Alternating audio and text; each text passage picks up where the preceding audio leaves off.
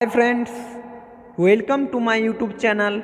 आज की इस वीडियो में हम लोग डिस्कस करेंगे बायोकेमिस्ट्री का एक इम्पॉर्टेंट टॉपिक, जिसके अंदर हम लोग पढ़ेंगे क्रेब साइकिल, जो कि हमारे एग्जाम में आ सकते हैं और पिछले कुछ सालों में लगातार ये क्वेश्चन रिपीट हो रहे हैं। तो चलिए इस वीडियो के थ्रू इस क्वेश्चन को आज अच्छे से डिस्कस करते हैं। सबसे पहले हम लोग पढ़ते हैं what is Krebs cycle and the different other names of the Krebs cycle. Krebs cycle is also known as tricarboxylic acid cycle and citric acid cycle। तो चलिए हम लोग डिफाइन करते हैं और थ्योरी के रूप में कुछ पढ़ते हैं। What is Krebs cycle?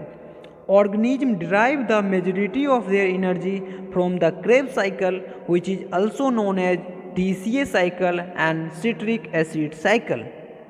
The Krebs cycle is an aerobic process consisting of 8 defined steps. In order to enter the Krebs cycle, pyruvate must be converted into acetyl-CoA। Means अगर पायरुवेट को crab cycle में part लेना है तो सबसे पहले उसको acetyl CoA means acetyl CoA enzyme में चेंज होना होगा, जो कि एक सिट्रेट सिंथेज नाम का एक एंजाइम है जो इसे चेंज होने में हेल्प करेगा, जो कि हम आगे ये डिस्कस करेंगे। Site of occurrence of Krebs cycle is mitochondrial matrix. और क्रेब साइकिल जो होता है ये माइटोकॉन्ड्रियल मैट्रिक्स में होता है। तो चलिए ये जो आपको डायग्राम दिख रहा है, this is the whole cycle of Krebs cycle. तो सबसे पहले आप इस डायग्राम को अपने कॉपी के ऊपर नोट कीजिए, फिर हम आगे स्टेप बाय स्टेप इसको एक्सप्लेन करेंगे और आपको बताएंगे कौन कौन से एंजाइम कहाँ पे एक्ट करके किन चीज़ों को किस में बदलते हैं, कहाँ पे CO2 बाहर निकलता है और HO2 साइकिल के अंदर जाता है। सबसे पहले आपको इस डायग्राम को अपने कॉपी के ऊपर नोट करना है। तो आप वीडियो पॉज करके इस डायग्राम को अपने कॉपी के ऊपर नोट कर लीजिए। चलिए हम लोग आगे बढ़ते हैं और पढ़ते हैं क्रेब साइकिल इन ब्रीफ। सबसे पहले ग्लूकोज जो होगा वो पायरुवेट में चेंज हो जाएगा by the process of glycolysis. Then pyruvate is change into acetyl CoA। जैसा कि आपने सबसे पहले पढ़ा था, pyruvate have to convert into acetyl CoA so that acetyl CoA takes part in Krebs cycle. तो पायरुवेट जो होगा वो एसिटाइल CoA में चेंज होगा by the action of the enzyme that is pyruvate dehydrogenase. फिर एसिटाइल CoA जो कि अब क्रेब साइकिल में इंटर करेगा, acetyl CoA is converted into citrate with the help of the enzyme that is citrate synthase। Means citrate synthase जो होगा वो acetyl CoA के ऊपर एक्ट करके उसको citrate में चेंज कर देगा। Then citrate is converted into isocitrate with the help of the enzyme that is aconitase. Aconitase enzyme जो होगा वो सिट्रेट के ऊपर एक्ट करेगा और सिट्रेट को चेंज कर देगा आइसोसिट्रेट में। Then isocitrate is again converted into alpha ketoglutarate by the action of the enzyme that is isocitrate dehydrogenase. Means isocitrate जो था वो चेंज हो गया अल्फा कीटोगुलारेट में और bye the action of the enzyme that is isocitrate dehydrogenase.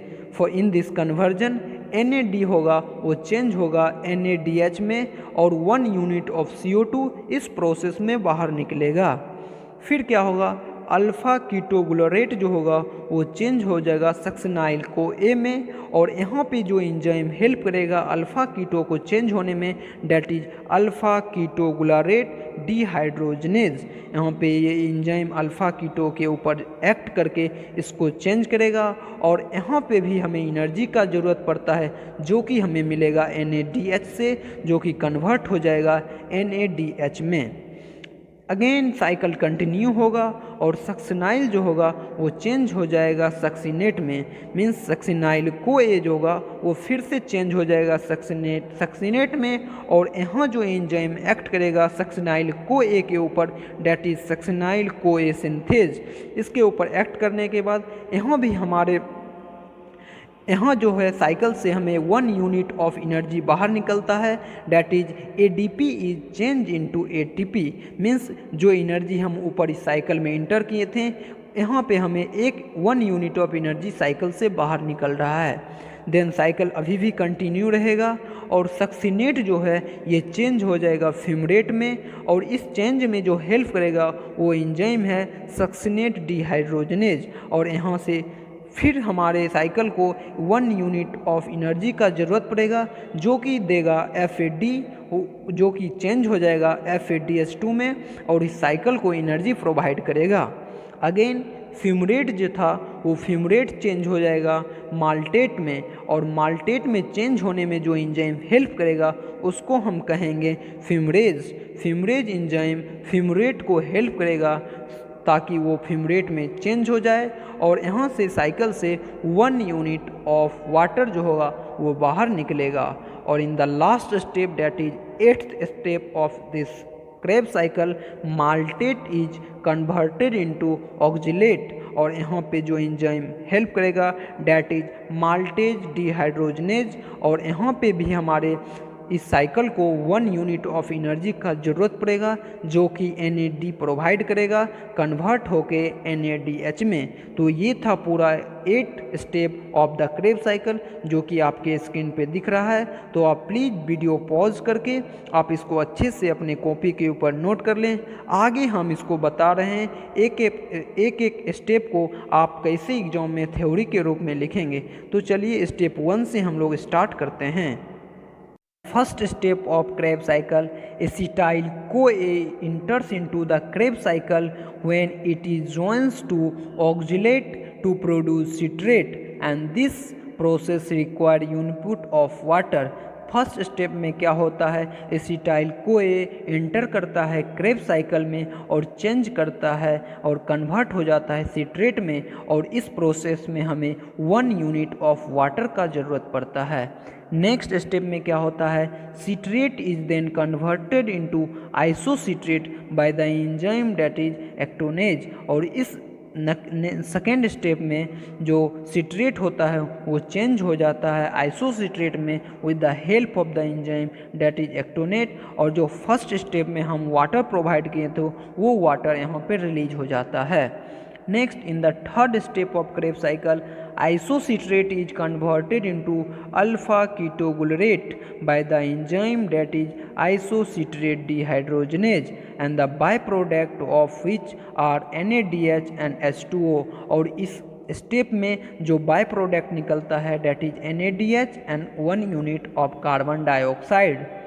Next in the fourth step of Krebs cycle, alpha ketoglutarate is then converted into succinyl CoA by the enzyme of alpha ketoglutarate dehydrogenase, and the byproduct is NADH and CO2 are once again produced। और जैसा कि third step में as a by product NADH and 1 unit of carbon dioxide produce हुआ था, as a same fourth step में भी 1 unit of NADH and carbon dioxide produce होगा।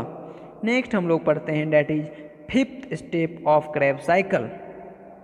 In the fifth step of Krebs cycle, succinyl CoA is then converted into succinate by the enzyme of succinyl CoA synthase, which yield in 1 unit of ATP। और इस in the fifth step में क्या होता है, cycle से हमें 1 unit of energy output होता है, मीन्स साइकिल से 1 यूनिट ऑफ एनर्जी बाहर निकलता है जो कि चेंज करता है ADP को ATP में, means adenosine diphosphate is converted into adenosine triphosphate. Next in the sixth step of Krebs cycle, succinate is converted into fumarate bye the enzyme succinate dehydrogenase. Sixth step में क्या होता है, succinate जो होता है वो फ्यूमरेट में चेंज होता है bye the action of the enzyme that is succinate dehydrogenase.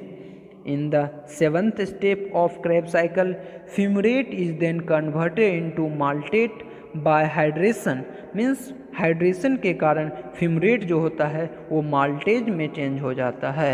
और in the last step of Krebs cycle that is step 8th of Krebs cycle, maltate is converted into oxalate by the hydration, और hydration के कारण माल्टेट जो होता है वो oxalate में change होता है और finally as a result cycle continue रहता है।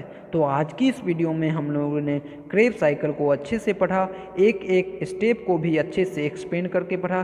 तो आपके स्क्रीन पर ये जो क्रेब साइकिल का डायग्राम दिख रहा है, कृपया करके आप इसके कॉपी पे नोट करें और इसको अच्छे से याद कर लें। थैंक यू, मिलते हैं नेक्स्ट वीडियो में, तब तक के लिए गुड बाय।